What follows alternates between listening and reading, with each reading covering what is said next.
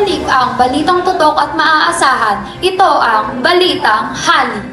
Ako nga pala, si Micah Fernandez at maghahatid ng mabigat na issue ngayong tanghali. Sa paaralan ng Cavite State University, ilan sa mga estudyante ang nagkaroon ng mainit-init na issue patungkol sa pagtanggal ng asignaturang Pilipino.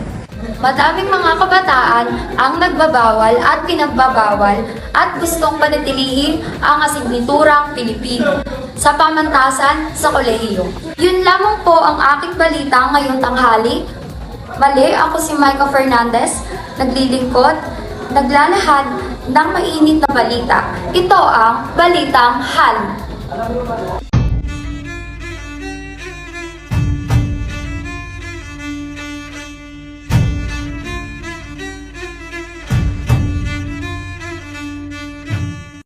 Magandang araw. Ngayon, maghanap tayo ng estudyante para tanungin at malaman kung ano ang mga idea nila patungkol sa kumakalat na issue ngayon tungkol sa asignaturang Pilipino. Tara, sama kayo. Ay, sige po. Pwede po ba kayo interview patungkol sa asignaturang Pilipino? Ay, sige po. Ito yung tanong mo. Para sa iyo, bilang isang estudyante, bakit mahalaga pag-aralan ng isang asignaturang Pilipino kahit nasa antas ka na ng kolehiyo? Para sa akin po, ang feeling ko dyan, mahalaga pa rin pong pag-aaralan ang asignaturang Pilipino sa ating kurso dahil po ay ginagamit po natin ito pang komunikasyon at mahalaga din po ito para sa ating pagkatao bilang Pilipino. Kasi po kapag tinanggal ko ito sa bilang mag-aaral ng kolehiyo, pag tinanggal ko ito, parang yung pagkatao po natin, parang hindi na rin po bumukli. Kasi ang Tagalog ay lagi po natin ang nilagamit araw-araw. So, mahalaga po. And then, maraming salamat po. Thank you po. Tara, hanap pa tayo.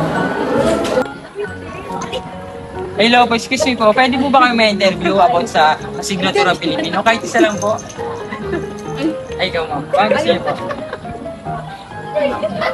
Para sa iyo ma'am, bilang isang estudyante, bakit mahalaga pag-aralan ang asignaturang Pilipino kahit nasa antas ka na ng kolehiyo? Sa kasi, sa kolehiyo, mas dahil mataas na yung antas ng pinag-aaralan natin, mas tayo yung nakakaunawa. Kung hahayaan pa nating tanggalin ang asignaturang Pilipino sa hanay ng mga aralin sa kolehiyo, ay mas lalong kukulangin sa kaalaman ang mga estudyante patungkol sa ating sariling wika. And idagdag pa yung posibilidad na tuluyan itong makalimutan ng mga Pilipino. And hindi naman lingid sa kaalaman natin ngayon na mas maraming estudyante or Pilipino ang mas maalam pa sa wikang Ingles kaysa sa sarili nating wika, which is yung Tagalog or Filipino. Ayun ma'am, maraming salamat ma'am sa iyong sagot ma'am. Thank you. Patakabag ka. Tara, interview natin yun, no? Hello.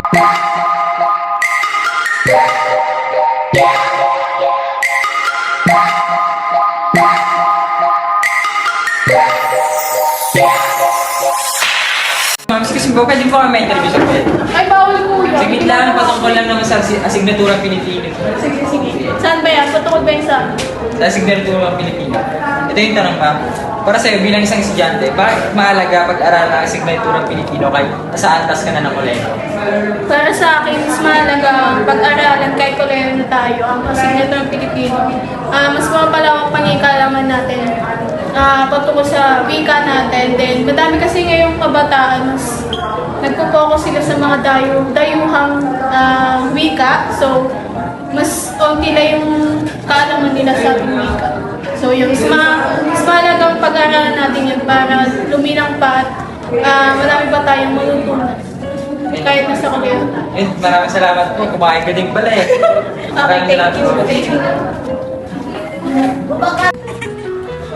Tara, dito tayo. May interview tayo dun, oh. Eh, kuya. Pwede ka bang maabala saglit? Interview lang patungkol sa asignaturang Pilipino. Kung okay lang, kuya. Okay. Ito yung tanong, kuya. Para sa iyo, bilang isang estudyante, bakit mahalaga pag-aralan ang asignaturang Pilipino kahit nasa antas ka ng kolehiyo? Para sa akin, mahal na pag-aralan ng asignaturang Pilipino dahil ito ay nagbibigay ng kaalaman para sa kultura at wika tungkol sa Pilipinas. At ito ito ay nakakabuti rin para sa mga mag-aaral para malaman nila kung yung sarili nilang wika at mapalaganap pa nila. Ayun kuya, maraming salamat kayo. Baka may gusto kong i-shoutout din kuya. Pero po sa asawa ko at sa anak ko. Salamat kuya. Ayun, natapos rin tayo maghanap ng mga estudyante para tanungin patungkol sa issue na kumakalat ngayon patungkol sa asignaturang Pilipino. Maraming salamat sa panonood.